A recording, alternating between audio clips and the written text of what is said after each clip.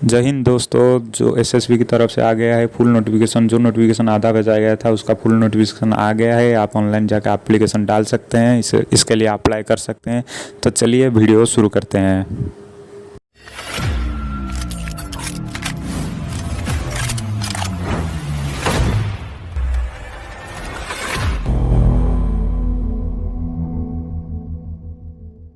तो पहली वीडियो में मैं आपको बता चुका था कि कितने पोस्ट्स निकला हुआ है, कितने वैकेंसीज निकले हुए हैं, कितने सीट्स और कौन कौन इसे अप्लाई कर सकते हैं, ऑनलाइन कैसे अप्लाई करेंगे, ये तो सब मैंने बता दिया था। तो अभी बात करेंगे क्या नया आया है ये नोटिफिकेशन में। ये तो सब मैंने आपको बता दिया था कि क्या क्या एजुकेशन चाहिए और क्या क्या क्वालिफिकेशन होना चाहिए इन सारे पोस्ट के लिए।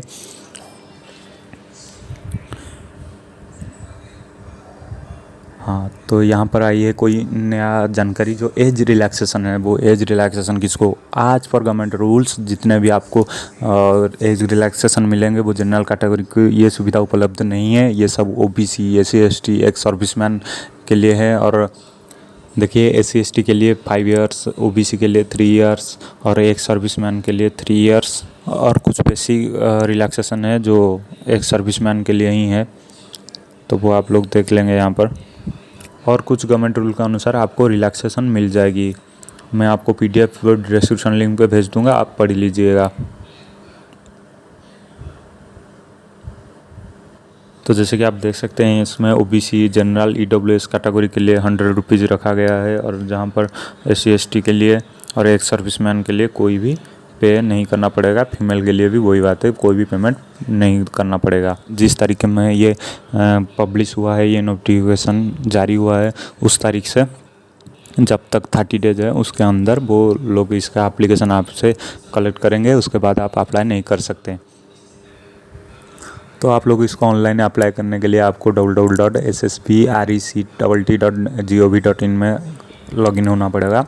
लॉगिन होने के बाद जो इसका एप्लीकेशन फॉर्म आएगा वो ऐसा आएगा। पहले आप कौन सी पोस्ट में अप्लाई करना चाहते हैं उसको टाइप करेंगे। उसके बाद आपका नाम, आपका फादर, और लड़कियां जो भी शादीशुदा हैं उसका हस्बैंड का name, mother's name, date of birth, gender, nationality, religion, marital status और कैटेगरी आपकी कास्ट सर्टिफिकेट, वो सब डाल देंगे कि आप ओबीसी हैं, एससी एसटी हैं, ईडब्ल्यूएस हैं, जनरल हैं। वो सारे आप इंफॉर्मेशन यहाँ पर डाल देंगे। उसके बाद और जो भी डिटेल्स मांगा होगा वो आप दे देंगे। आपको जो आधार कार्ड नंबर है, identification mark, mobile number, email ID, educational qualification और पोस्टल और permanent address, criminal case of declaration और पासवर्ड, वो सारे दे देंगे। तो आपका पार्ट 1 कंप्लीट हो जाएगा। तो पार्ट 1 कंप्लीट होने पर पार्ट 2 में आएंगे। पार्ट 2 में आपका अपलोड फ़ोटो और अपलोड सिग्नेचर है, जो आपका 12 KB के अंदर ही अंदर होना पड़ेगा। इसलिए आप थोड़ा ध्यान रखें, आप स्कैन करते वक्त 12 KB मिनिमम आप देखें अपलोड कीजिएगा। तो पार्ट 2 कंप्लीट होने के बाद पार्ट 3 आएगा, जिसमें रहता है आप मोड ऑफ पेमेंट और प्रूफ ऑफ कैंडिडेट। अब मोड ऑफ पेमेंट होगा जो आपका 100 रुपये देना है। जिनके लिए फ्री है तो वो फ्री है, जिनके लिए देना है वो पेमेंट करेंगे 100 रुपये। उसके बाद प्रूफ ऑफ कैंडिडेट जो आपका प्रिंट आउट आएगा, निकलेगा एप्लीकेशन सबमिट होने के बाद, सक्सेसफुल हो जाने के बाद जो प्रिंट आउट आएगा वो आपको डाउनलोड करके रखना है। ध्यान दीजिएगा, वो आपको डाउनलोड करके रखना है।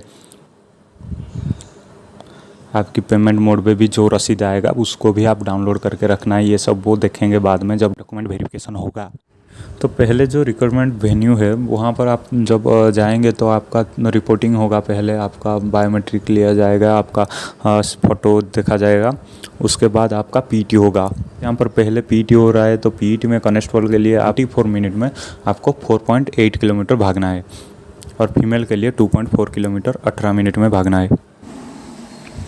और जितने भी एक सर्विसमैन हैं वो उनको पीईटी देने की कोई आवश्यकता नहीं, वो डायरेक्ट अब रिटन एग्ज़ाम के लिए अपियर्स हैं, तो कोई उनको चिंता करने की ज़रूरत नहीं है। तो सेकंड होगा फिजिकल स्टैंडर्ड टेस्ट, जो पीएसटी, और यहाँ पर एक सर्विसमैन पीएसटी तो ज़रूर देंगे।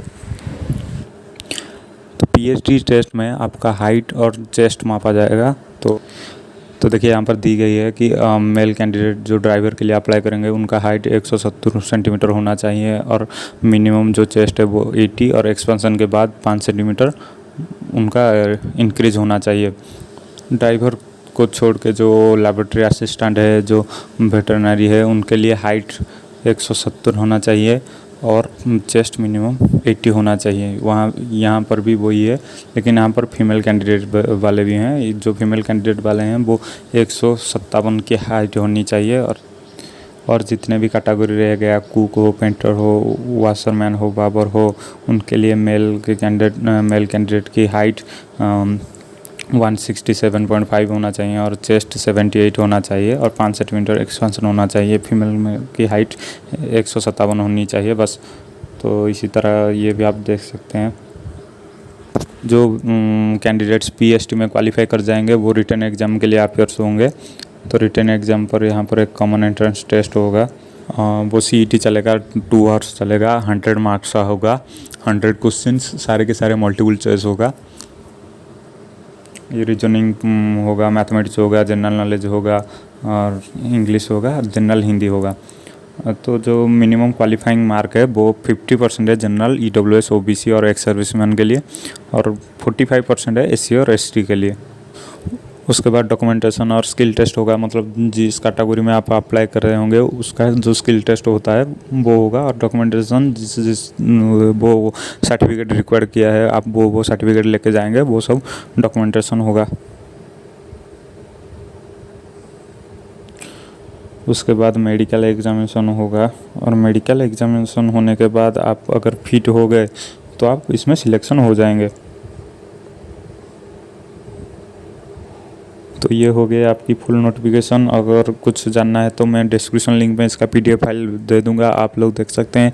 तो इसके नीचे सारे के सारे आपकी जो पीडीएफ फाइल्स हैं ओबीसी के लिए, ईडब्ल्यूएस के लिए, एसएसटी के लिए जो भी फाइल्स हैं वो नीचे दी गई है पीडीएफ के जरिए। तो ये सब आपको डाउनलोड करके फॉर्म फिलअप करके आपको ले जानी है जब डॉक्यूमेंट वेरिफिकेशन होगा। और कुछ भी डाउट हो तो कमेंट करना और चैनल को सब्सक्राइब कर देना ऐसे जानकारी के लिए।